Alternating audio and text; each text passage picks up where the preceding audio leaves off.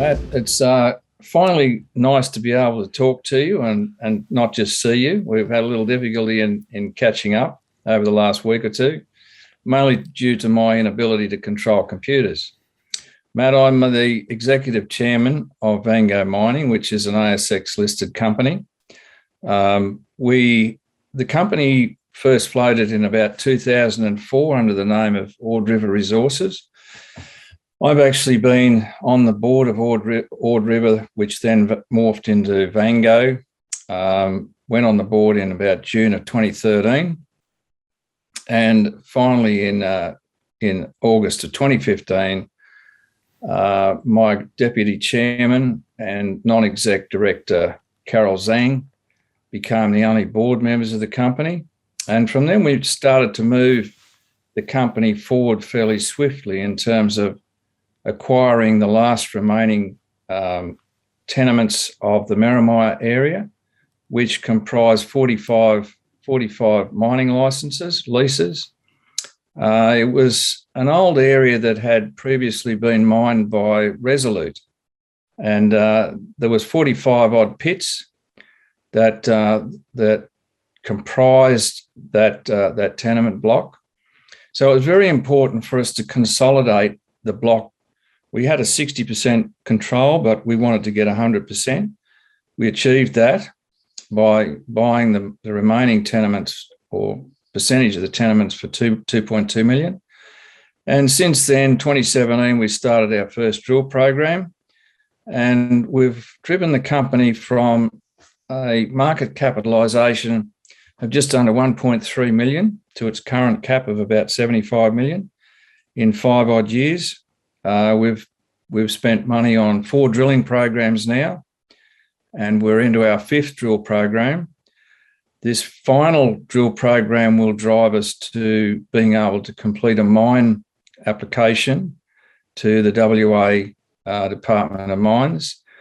And it basically is around the open pits. It's the drilling we're doing now is designed to bring into our resource table old 2000 or pre-2004 JORC and upgrade that into the 2012 JORC. So we're looking to increase our resource base from about 1.1 million, as it is now, to somewhere around 1.5 million. And this drill program is hopefully will achieve that. The design or the intent is to throw another 5 million tonnes of rock into our mine plan with another 300,000 of resource. So that basically is a pretty broad overview of where we've come from and where we're at now. Brilliant. Bruce, lovely to meet you. We tried to speak previously, but I think we had a few technical difficulties. So lovely to finally speak to you. All my fault.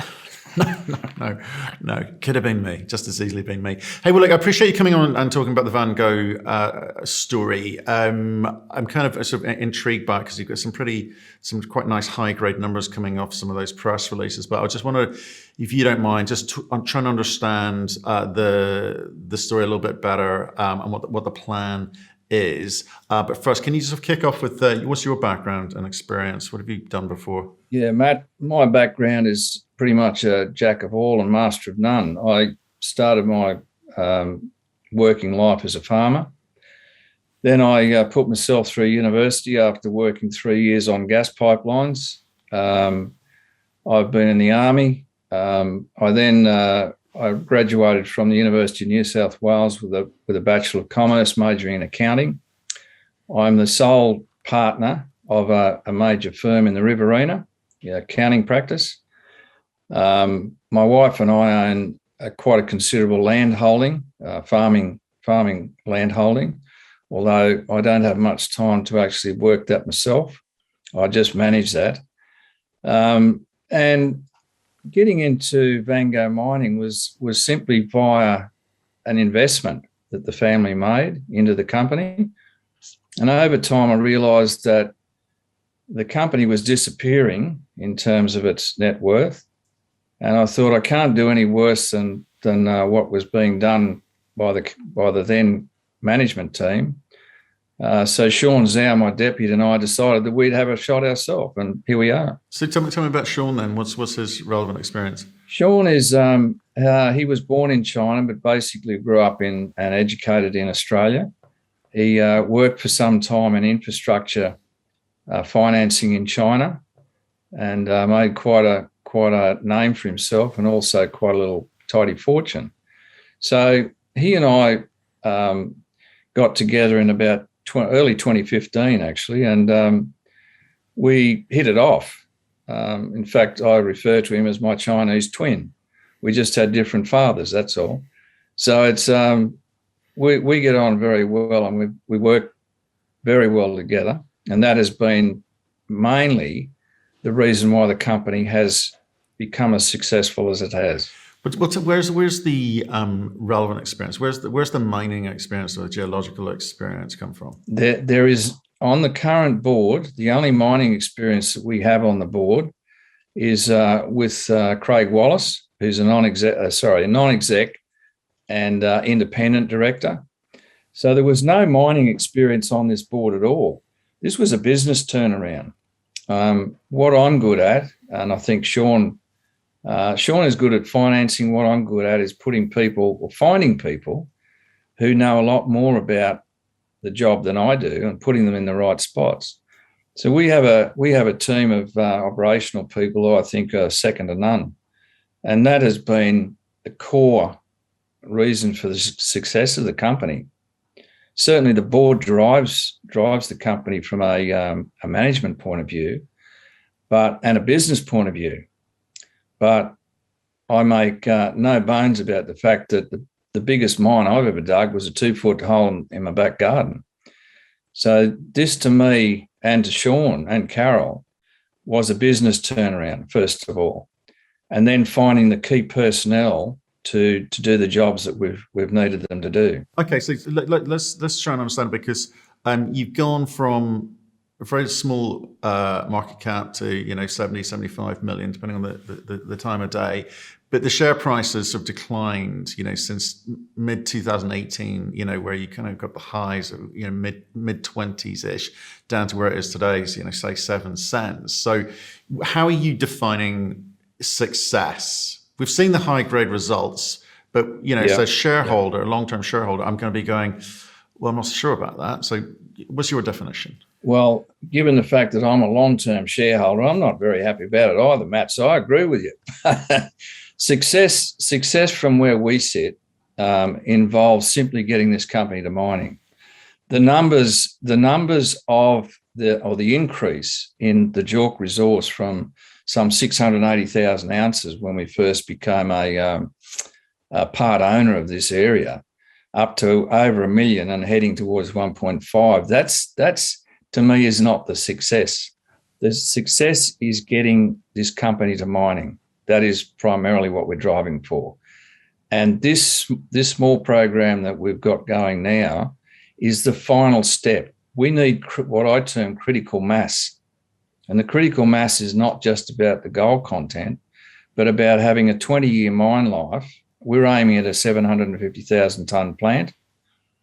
So therefore, I need 15 million tonne of rock bearing gold in order to finally push the button to get this company to mining. And there's been a lot of shareholders, and if you were a long-term shareholder, you'd be complaining as they are that I haven't done this fast enough. But given that we've only been in the job for about 5 odd years, there's companies that have taken 17 years to get to mining. We're 18 months off mining, and maybe quicker. So I think we've achieved a substantial amount for people who don't know anything. Okay, so let's break that down. You're right. Some companies take 10, 15, 20 years to get into production, for sure. Okay, so you're 18 months away from producing gold, pouring gold. That's what you're saying, right? So talk to me through that, because you've got an open pit component and you've got high grade underground component. So it sounds like you're tackling the open pit bit first. So tell me about how you're going to do that, how you're going to finance it. How does it come together? Well, just before we go on to how I'll finance it, because we do have that in hand as well, but what we need is a mix of oxidized rock, softer rock.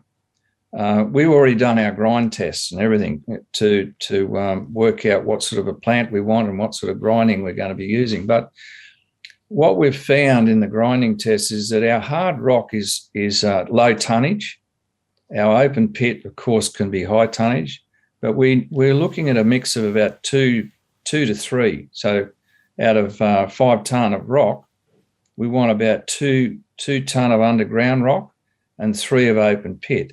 And that's important to get the flow out of or the 94 or 95% of flow of gold coming out of that circuit. So in terms of the financing, I've already spoken to 2 financiers in the last 2 months, actually just before the lockdown in Sydney occurred.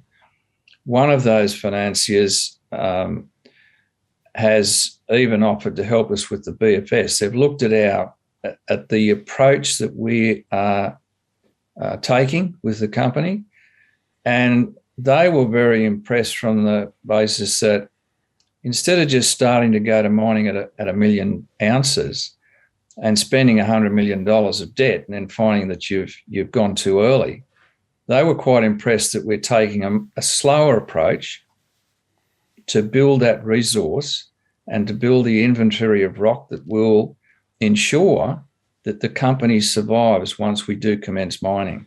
So that was actually a good thing and a credit, I think, to the board, not just to myself, to have that said by one of the financiers in this industry. Okay, so we are. Sorry, yeah. I was about to say, so let me just try and understand it a little bit better. So you've obviously done some studies, you've done various scoping studies, etc. What do you understand about the economics today? I hear that someone's going to maybe help you with the BFS component. Great, but you must know something now. What can you tell us? In terms of economics, whether we're ready to, if terms of whether we're ready to go or not, we could start mining now, Matt. We could go out and get that money right now. And I've had 3 companies, including our partner in Laos in the bauxite, NFC, which is an SOE out of China, who signed an MOU in terms of providing an EPC agreement with us. However, I will not be pushed to go to mining before I am 100% certain of survivability. One of the things that I am is an accountant, and accountants don't like to fail with money, particularly other people's money or my own money. So the pressure that we've had from long-term shareholders has been intense, and we've had to endure the criticism of not going with 1 million ounces. However, we will take the conservative road and put in another 400,000 to 500,000 of ounces into that inventory, and then we will go. At that point, we will be ready to move. Okay, but tell me a bit about the economics, just so I understand, because you're mixing sort of slightly more expensive rock underground, albeit higher grade, with the open pit stuff, blending it, fine. But what can you tell us about the economics? Well, the economics, we've worked, we haven't pinned down the exact all-in cash cost of this approach, but given the current price of gold in Aussie terms, not in US terms, because we get paid in Aussie terms, obviously, but and therein lies 2 options we have too in terms of that financing. NFC, for example, would be happy to take gold in return for in return for the debt component of what they would provide us. The issue for us is not so much whether it's profitable or not. It's about we're going to spend somewhere between $100 and $130 million of basically around about 100 million of debt. And these are the discussions that we've already had. And somewhere between 25 and 30 million of equity coming in on the back of that debt. So to me, we get one shot at this. A lot of companies and directors of companies, Matt, they can move on to other jobs. This is the only job I want, and it's the only job that I've got. I'm not looking to go to another company. For me, I can't fail and I won't fail. And that's the approach the board takes. So the economics are there. They certainly are there. But as part of our mine application, we have to justify to the Department of Mines that we're not just going to make a buck now, but that we can provide a fund to rehabilitate the area after we've finished. And that, to me, is also an important component of that application, not just because I'm part green. Being a farmer, I am part green. But to me, it is important that we show the Department of Mines that we have the capacity to not just make a profit, but also to rehab this area when we're finished. Now, we get one shot. All of the activity in Western Australia at the moment, in mine applications, there's only 2 people who grant those licenses.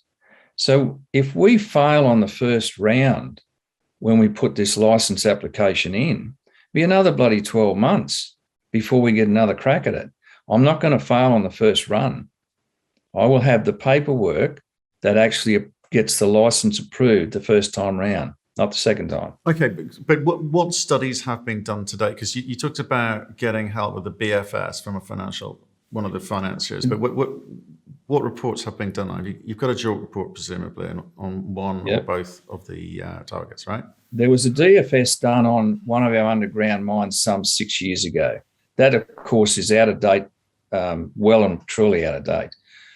We upgraded that DFS in early 2017.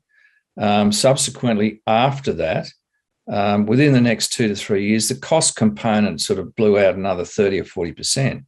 So all of those cost structures that were looked at some 6 or 7 years ago obviously have changed. But during that time, the price of gold has escalated as well. So that when you feed into that model, that DFS, not a BFS, that was simply a DFS built around a small underground mine, including one of the small open pits. So obviously the matrix have changed quite considerably.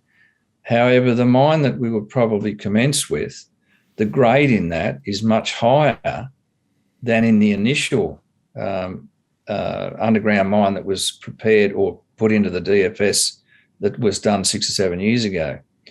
That was around the time that I came onto the board, just by the way.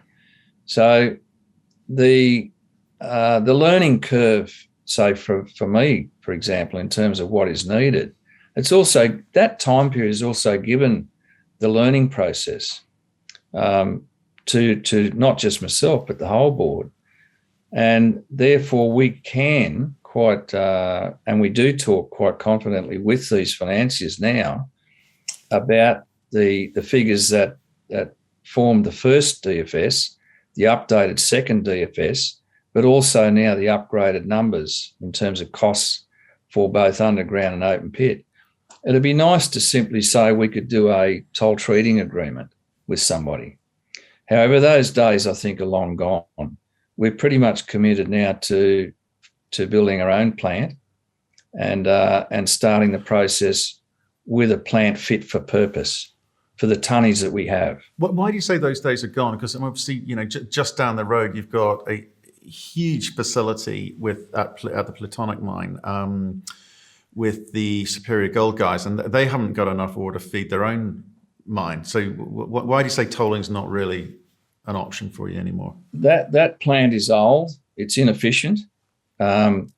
So we would be delivering ore. Even our open pit ore is reasonably high grade for open pit material. So we would be losing money. Fine, we could say, hey, we're a miner, we're into mining, and that would satisfy a lot of the shareholders, of course. But in the process, we would be doing ourselves out of gold because the remnant material coming out of that plant would sit on their tailings dams, not our tailings dams, and they can simply reprocess that and extract more of the gold that we should be getting ourselves. There's so it's not just it's economics. Of course, it's economics. So why go too early and lose gold in a circuit you don't control yourself? When taking another 12 months, you're going to retain all of that output. But there are other reasons why we don't do an agreement with that company. That company has been, I think that they had a plan that we would fall over. Unfortunately, we've disappointed them on that basis. So I think over the years, they took the approach that they would do a deal with us that would advantage them and not us. And I'm not a person who will accept those sorts of deals, as that company has, unfortunately for them, found out. You're quite right. They do have a plant that is vastly underutilised. They have a resource base that over time we've learnt is not something that probably we want to be associated with. So time has given us the ability to be better informed about our southern neighbour, you might say. Once upon a time, it could have been a match made in heaven, Matt. but no more. You're saying, okay. So, like, you talk about sort of learning on the job over time, right? Yeah. And that informs your ability to have conversations with these financiers now. So, this 130 number, is that from 2017 or is that up to date? I mean, where are you with that number? 2 months ago. Okay. Sitting with these financiers and talking about what we will need and the cost of that, current cost of that. Allowing also for 6 months of no cash flow coming in, because obviously once you start mining, there's going to be a lag time between when you deliver or when you punch through the first ton of rock to when you start getting some gold bars coming out. So all of that 130 roughly, and it's rough, but it's pretty close to what we will require. That figure is acceptable to all three of the financiers that we've spoken to, going through the what's required, the cost of building that plant, obviously upgrading things like our airstrip, our camp. They're all factored into that figure. Okay, so including the 6 months wait time to get some cash flow coming in. Right. Okay. So 750 ton per day plant. You're going to. Is that correct? Yeah. So you're going to get that built. Well, once you get the financing in place, it takes how long to actually get up and running and optimize to whatever? Well, if we used NFC, they would build and supply all of that plant. They would have it built and delivered within 6 to 7 months. That they are unbelievable. I mean, these people know how to build a hospital in a week. So if we use contractors out of Perth, the lag time is probably going to be somewhere around double that time, because you can't get contractors out of Perth at the moment. The time it's taking to get core and drilling results back has doubled and tripled to what it was in 2017 when we first did our first drill program. So there's a much bigger lag time if we solely rely on the construction being done here. Obviously, we're going to have to use crew or personnel from Australia to build, but if we can have the stuff constructed offshore, then that lag time is going to be cut down considerably. And what about all the long lead items, that you're, in terms of machinery and so forth, that you're going to need to order as well? Because there seems to be delays across the whole supply chain globally. Absolutely. So when do you make a financing decision with one of these three parties that you're talking to? Each one of them have been told exactly the same, and I can tell you and the listeners, that decision will be made when we get the results back from this current round of drilling. That's all we're waiting on. Okay, so let's talk about some of the drilling, because some of the results that from the underground look pretty attractive. The open pit is there. So can you just talk us through some of those numbers? Because I'm intrigued as to what you think is going to come through. I understand what you're trying to bring through in terms of the resource number, but what's this latest round going to do for you that you don't already have? What we know that the open pits have material in them. What we're doing is it's been described, or I've been described as pinpricking in the past. And that's exactly what we're doing. Our latest company presentation says exactly that all we're doing is going over old drill results and identifying where those targets are. However, the interesting thing we're finding with this program, we're up to pit number 4, and in the first 2 pits, we've actually identified structures underneath the old drill results, which could change considerably the numbers that we're looking for. In other words, on the upside, not the downside.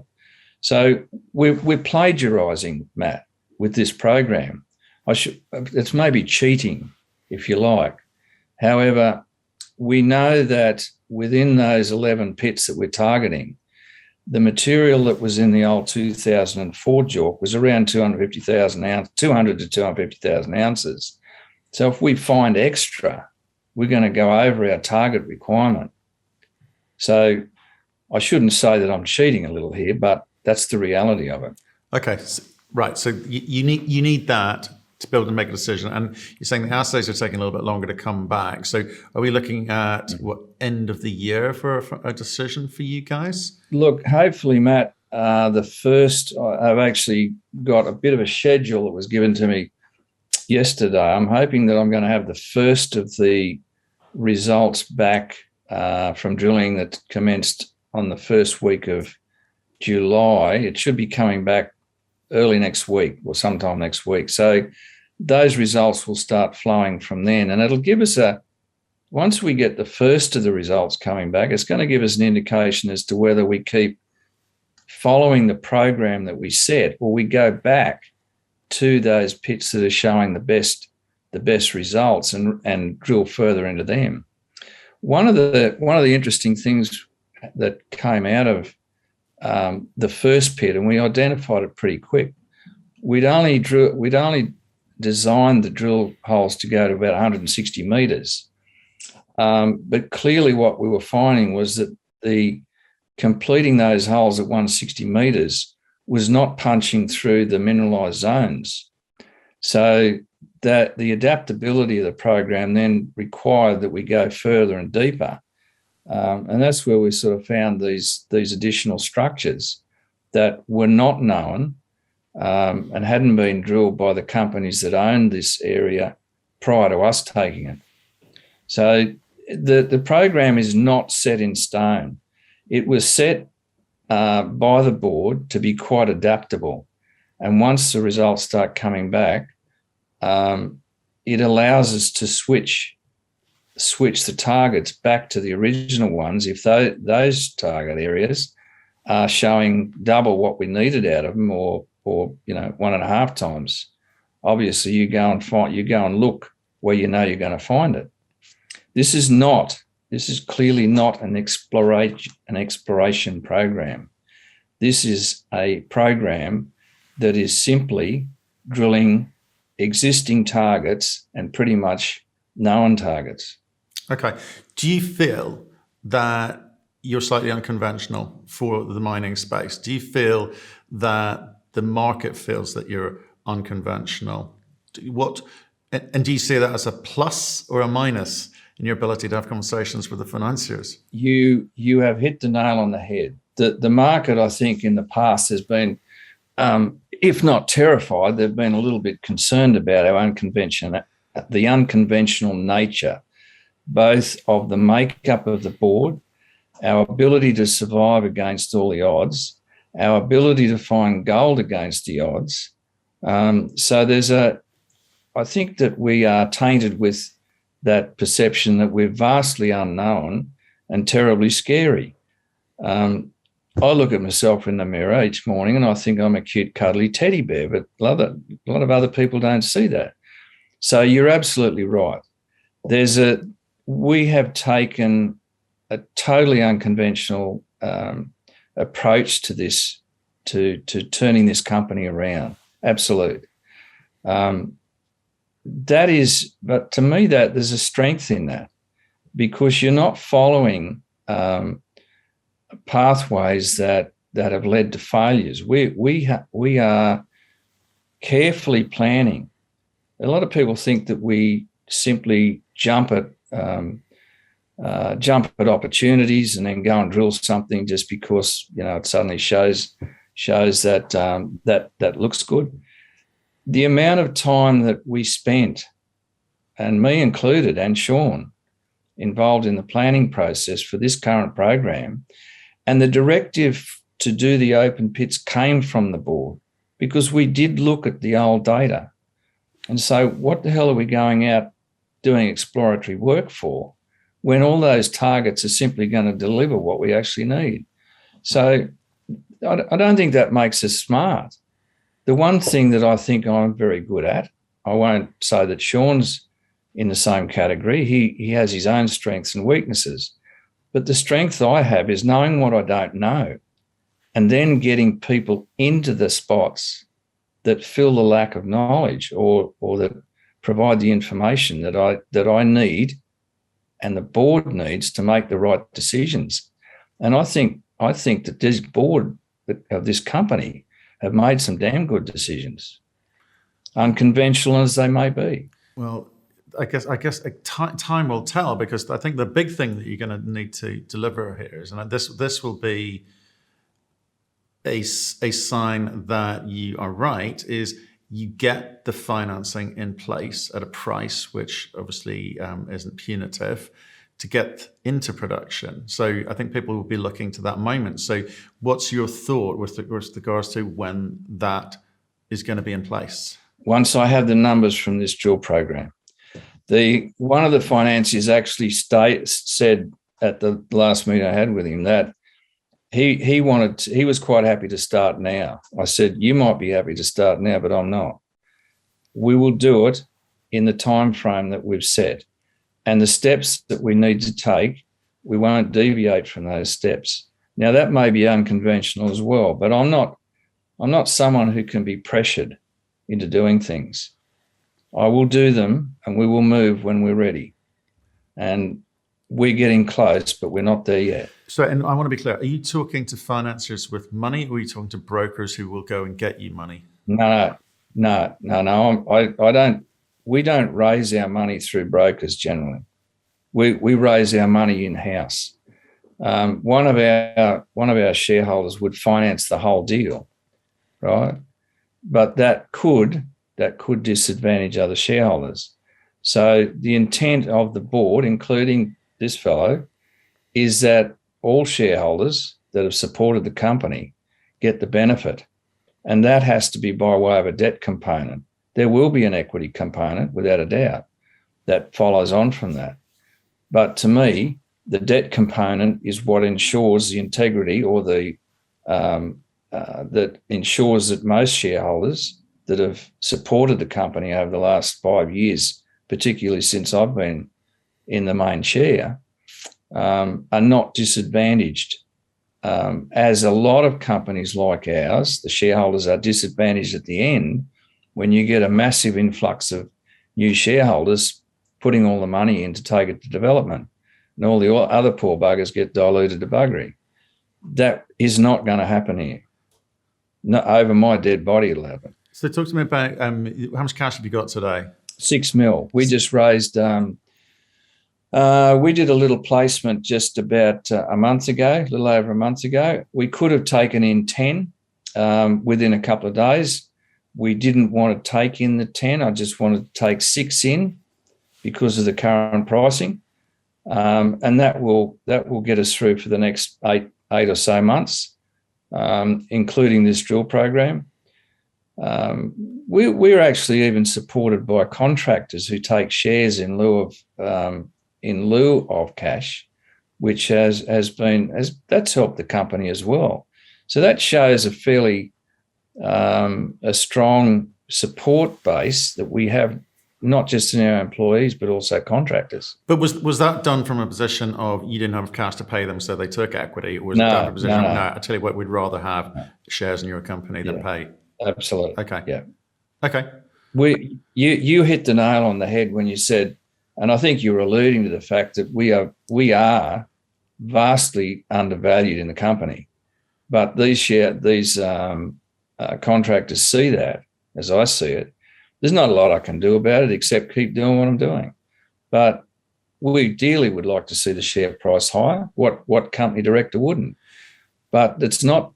Sorry, Matt, you want to ask something? I was about to say, if I look at 2021, it's been fairly kind of flat line, right? Okay. You've come off the highs of 2018, 19, 20, even 20 to a lesser degree, but you flatlined this year, despite putting out high grade results. So you are normally, you'd expect a reaction from the market there. You're not getting that reaction. Do you think it comes down to you getting your finance in place, irrespective of what this next round of drilling does? I suspect it won't move the dial. Okay, so it comes back to that unconventional component.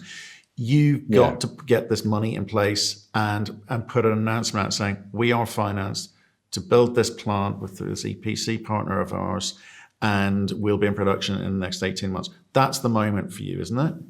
Everything else is... Well, you could also say there might be a big bad bear out there that wants to take us over, and that could drive the price up, couldn't it? Well, you've fallen out with Superior, apparently, so I don't know. Is there someone else going to come along? I wouldn't consider they're the big bad bear. There's other bigger, badder bears out there. So look, but some of those companies that have approached us have then looked at the top 20 shareholders or the top 30 shareholders and just gone, this is not possible. And that is part of the reason I think that our share price is down, that any potential predator, and those that have approached the board have simply said, we need the support of the board in order to have to be able to do something. And some of those companies were attractive in some respects, and we got into DD processes with them and all the rest. But then the more you learn about their asset, we took the approach that some of those companies were overvalued to buggery. And if we had to take shares, if I had to recommend that my shareholders, including me, take shares in their companies, it was a pretty easy decision to say, thank you very much, it's a kind offer, but no thanks.